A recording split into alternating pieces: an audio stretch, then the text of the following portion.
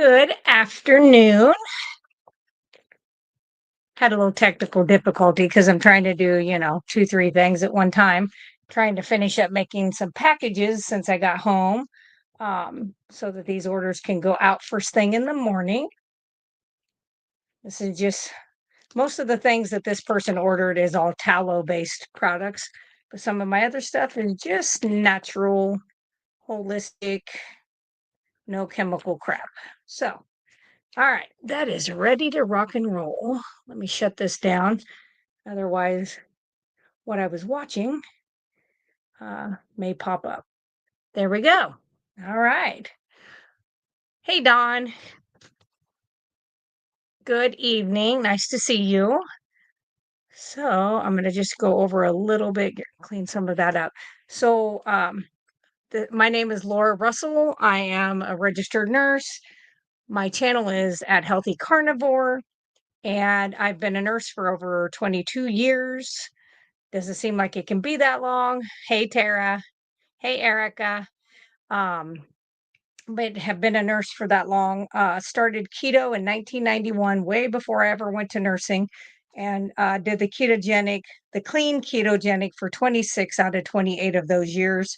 The last 2 years, I did a lot of keto treats, which I am positive ruined my hormones, ruined my gut.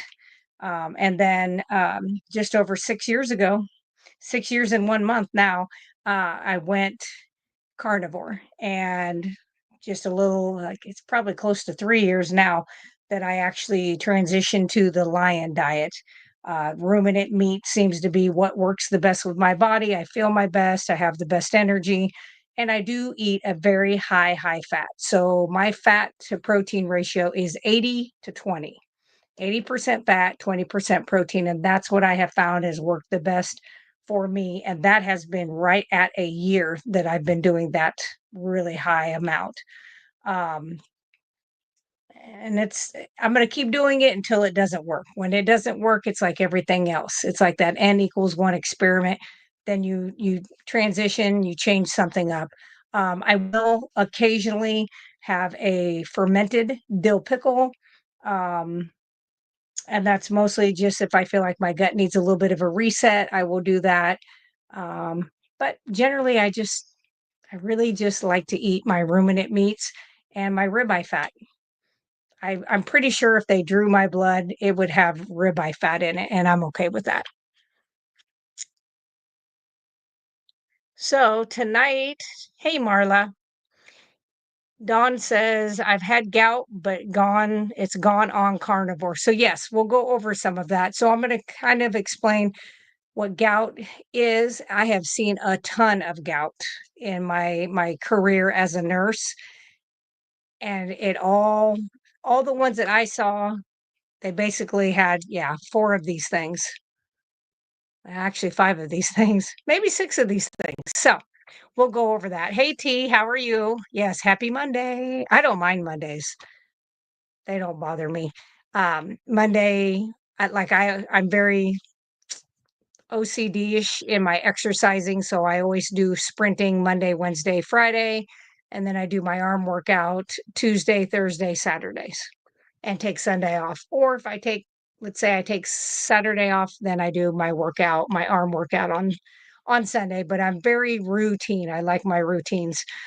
So Monday's always great. I'm like, time to get up, throw the shoes on, fasted just with water. Um, I didn't even have electrolytes in my water most of the time when I'm running or doing a workout. I wait till after that. I just do clean. I'd ground first, then I get ready to go.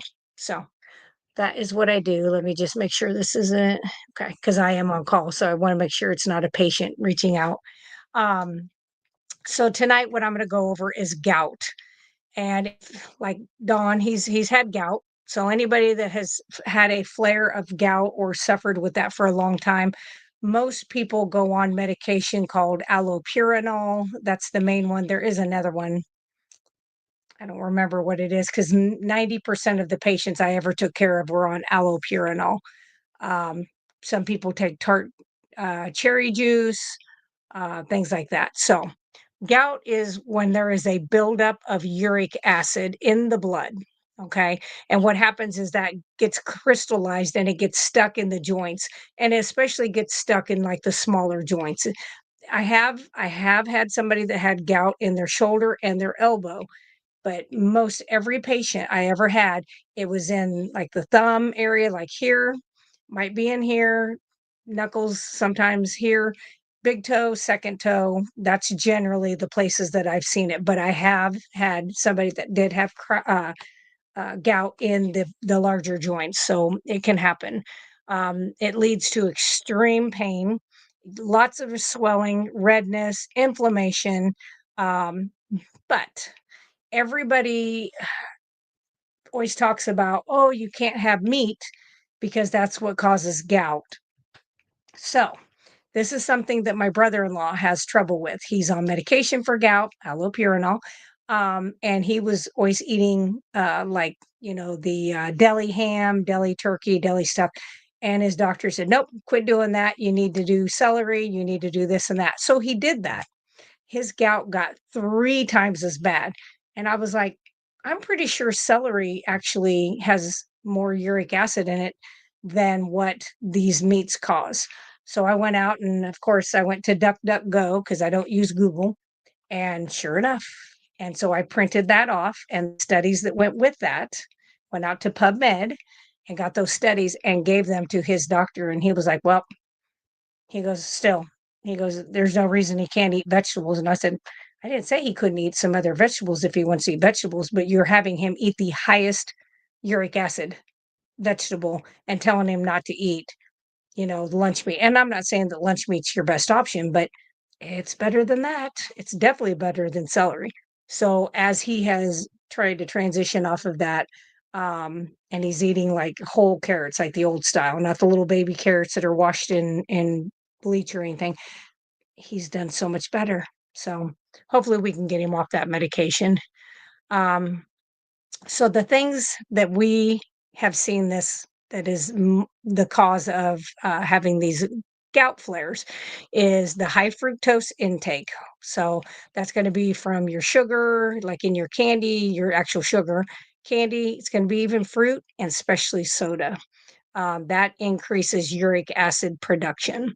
When you are insulin resistant, which how many people do you know that take in high fructose?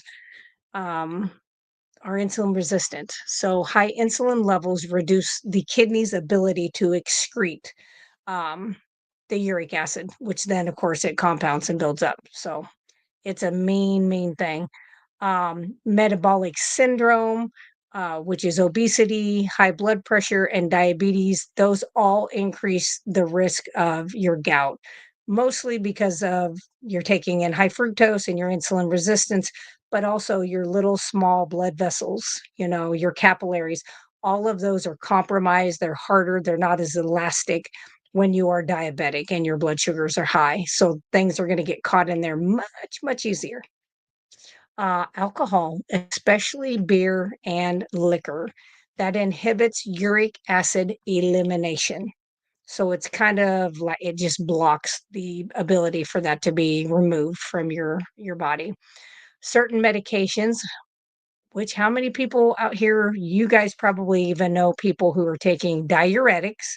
So that's going to be your Bumex, that's going to be your furosemide, that's going to be your hydrochlorothiazides, just to name a few, and beta blockers.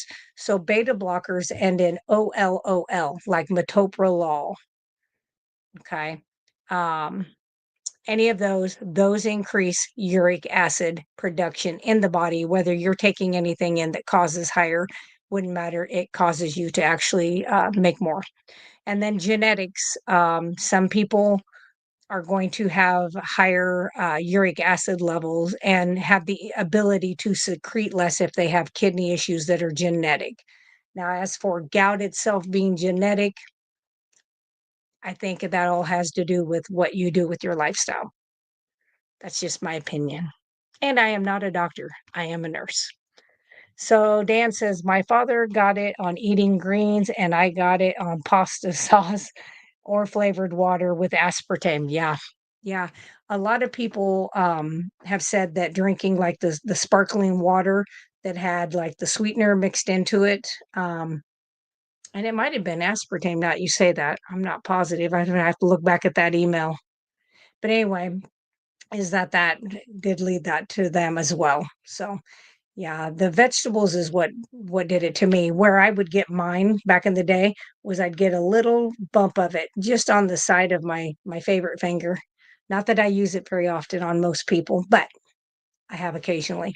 Anyway, right there on that little bump of my knuckle, and it would fester to the point of where I seriously thought I had like fiberglass or something in there, and I would mess with it because I'm a picker, and I would get that out, and it would look like a piece of crystal was in there, and that's what it was. And as soon as I'd get rid of that, and I do Epsom salt, I'd be fine.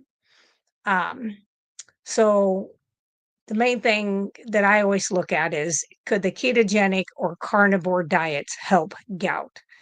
And so, yeah, I would say they absolutely can, but the transition does matter how you transition. Okay.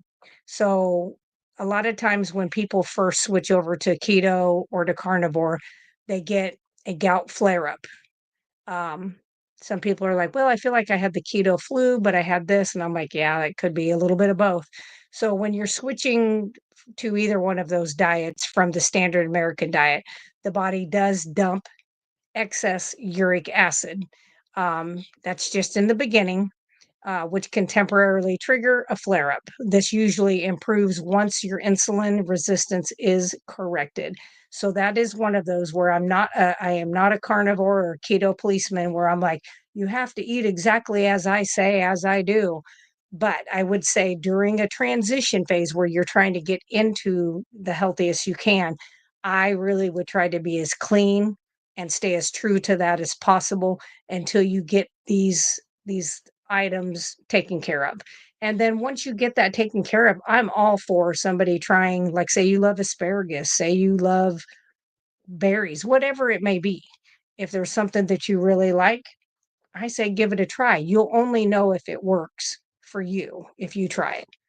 Um, Another thing is by lowering insulin and fructose. So, keto and carnivore both reduce insulin resistance and it eliminates the fructose altogether, zero fructose, which can help lower uric acid over time. It is not an overnight time thing. Okay.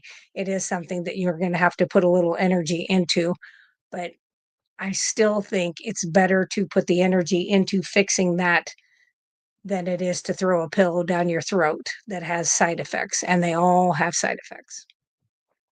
Another thing is the purine myth.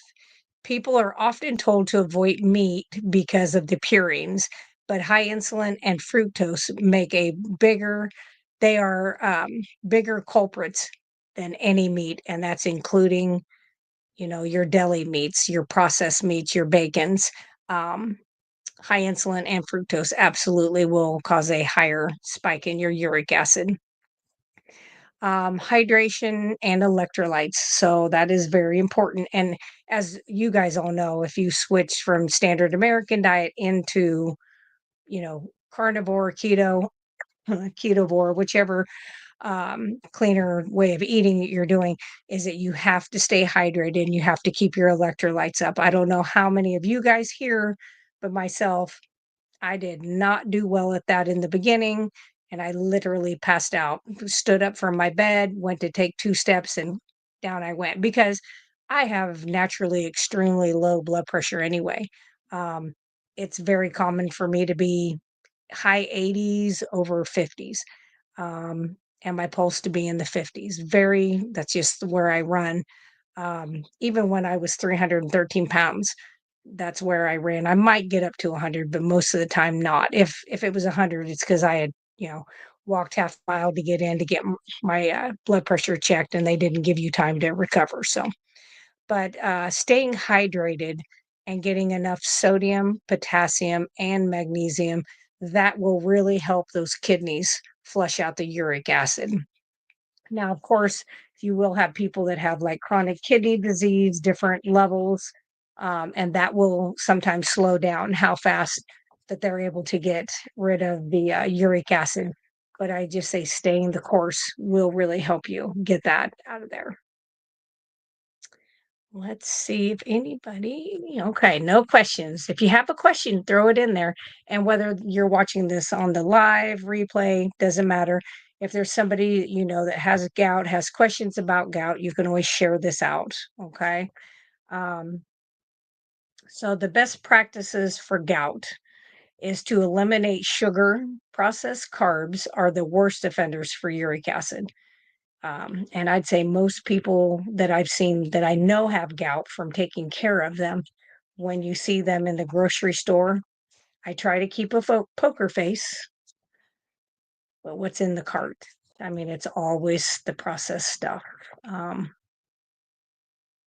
Not every patient, because I've had some that have been like, I'm gonna stay away from that stuff, and because they don't like having gout flares. I had one guy that, wasn't able to go deer hunting 2 seasons in a row, because, he'd get ready for deer camp and he would eat all this junk, and he's like, "Well, I'm gonna eat," and when I say junk, I mean lots of vegetables, um, and processed food, so that when he felt like he was doing better for himself, so that when he went to deer camp for the week, he could eat the jerky and the hamburgers and the deer and stuff like that and not feel bad about it. And I was like, I would felt bad about that anyway.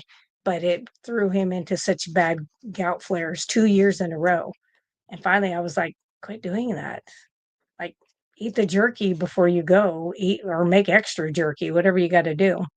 Um, Eating fatty meats, and it says avoid very lean cuts of meat, and that's to keep you satiated. That's to keep you full, because when you're full and you're not sitting there thinking about food constantly, and it kind of shuts off that food noise where you're being attracted to things you don't really need to eat, that will help you avoid, those carby foods. Because I mean, let's just be honest. I mean, even as many years as I've been doing this, I still, if I let myself get super hungry, which I'm fasted, I don't even know how many hours now, 49, 50, 51, something like that.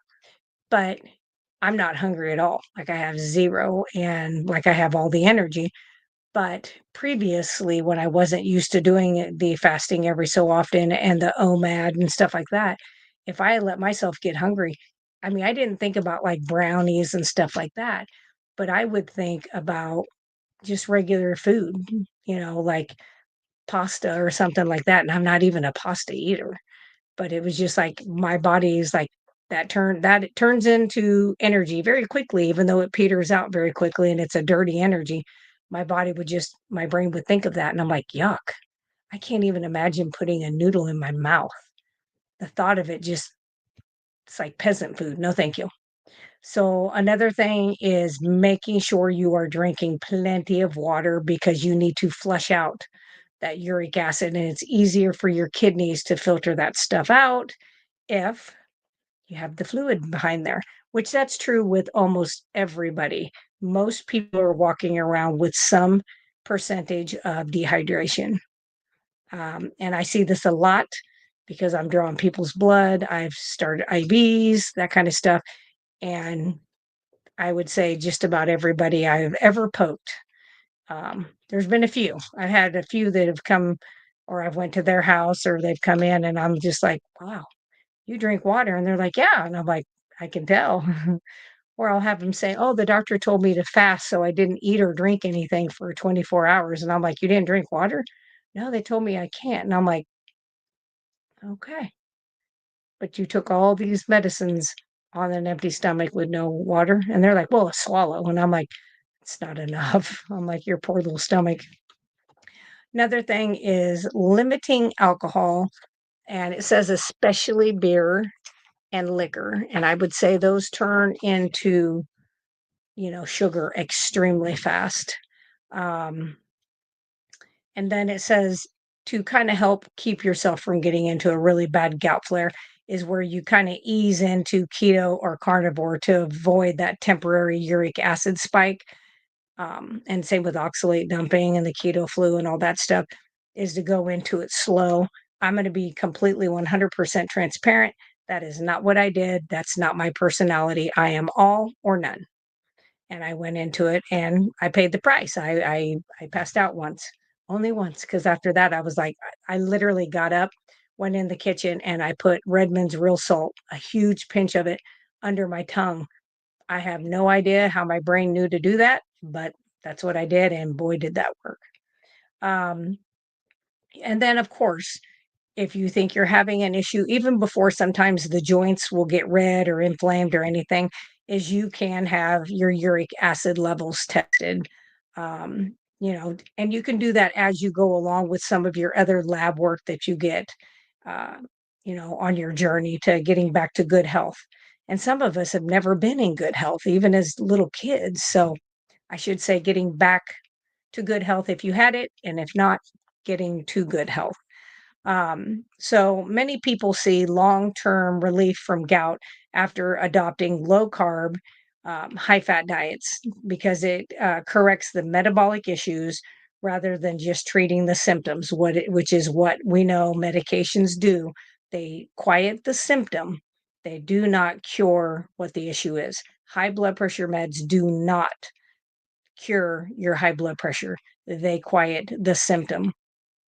They do nothing about whether you have a blockage in an artery, whether you have pulmonary hypertension, or whether you have a kidney issue that you're not filtering correctly. Those three things are the three main things that cause high blood pressure. Nothing in metoprolol is fixing it. It is just quieting the noise. So hopefully that makes sense to all of you. And as I said, if you have any ideas, I've got lots of I had put together, I think 27 shows. Um, so I do have quite a bit, but I always love if somebody's got something that they want me to go over, they have questions, anything like that, let me know. Um, I am doing another talk this Friday. I am super excited. I love to go out, and I love it when you can help educate people. They're all smart. Everybody I've ever talked to, it's like they're ready for knowledge. They're inquisitive, and they're all smart. Um, but I can't wait. I do that this Friday, and it like fills my cup of getting out there and physically, standing up there. I'm not shy. I can talk in front of 1,000, 2,000 people. I won't, don't care. It wouldn't matter. But that does not bother me. So I'm happy to be able to do that again this Friday. It's been about a month. So from the last talk that I did. So it'll be interesting to see any of the changes, any of the things that have happened, and see what other questions that they have. So yeah, I'm very excited about that. So let's see. Erica says, my boyfriend has had gout for years and is an alcoholic. Unfortunately, his doctor just said is avoid red meat due to purines, but nothing about the whiskey causing the gout flares. Yeah, because it has nothing to do with the purines. And that's something you could go out and you can go to Chat GPT, go to a good search engine that is not bought and paid for by people like, um, Mr. Zuckerberg and people like that. And you can get that information. You can get studies that actually show that that is not the cause and just take that. But yeah, and I don't know, he may not listen even if he did tell him it was that if he could cut back on that. But yeah. And I'm not for drinking, but even if somebody who does drink like, a drink like that, if for every like shot of whiskey or glass of whiskey that they do, if they would have a full glass of water counteract each time they would have another one. It's not the best, but it's better than nothing. That would be something too. She says he is trying to get sober, but it's been difficult trying to get him to go carnivore. I was just going to say, I really think like, if you know who Dave Mack is, he's an interviewer, he's a YouTuber, excellent guy, perfect guy to go listen to. You can go to his page. Um, it's No Carb Life is the name of his YouTube channel. If you don't know it, he he's had several people on there that were, had to get away from alcohol, and going carnivore absolutely made that transition for them so much easier. You know how it quiets down the food noise for you? it quiets down the alcohol noise for them.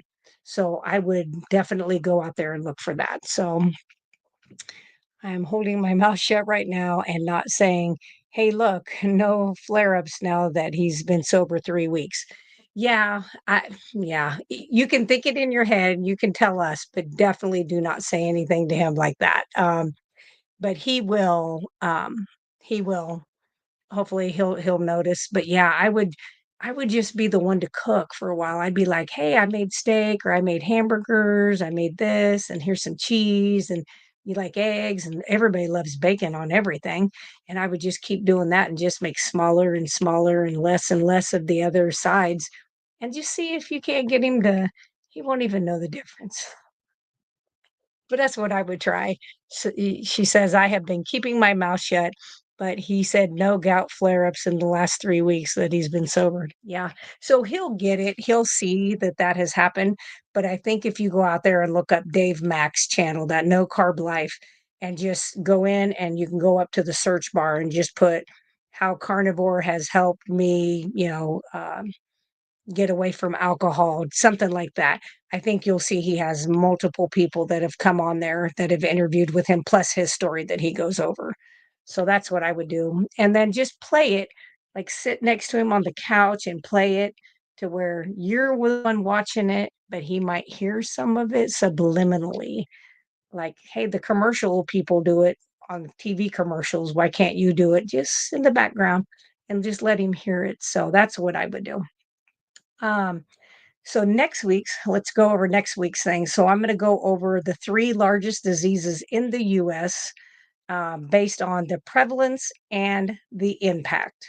Okay. So I'm going to go over that next week. It might be a little longer than 30 minutes. We'll see. I'd say it's probably going to be. There's a couple of them that I have where I kept getting more research and more this and more that, and it's going to be pretty long. So, but anyway, that's next week. You're welcome, Erica. It's called No Carb Life, Dave Mack. Thank you, Susan. I was like, No Carb Life. I'm pretty sure that's what it is No Carb Life. And I think he just hit 1,000 interviews.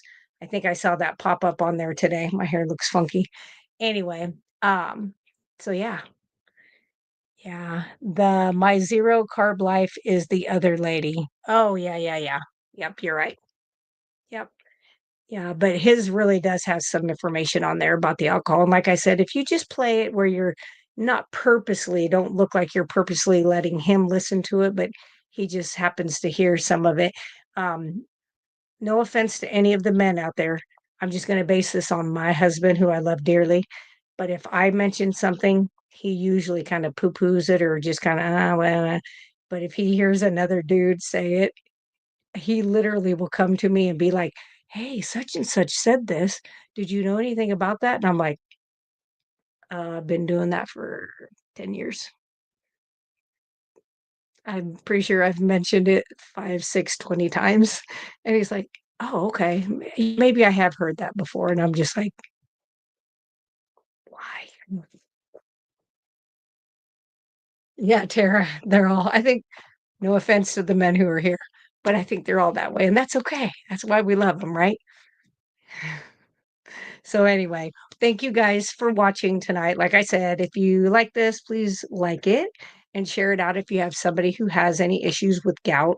Um, and if you have anything you want me to kind of go over, shoot it out there. If it's something you want to talk about privately, my email, all my contact information is under my description on my page.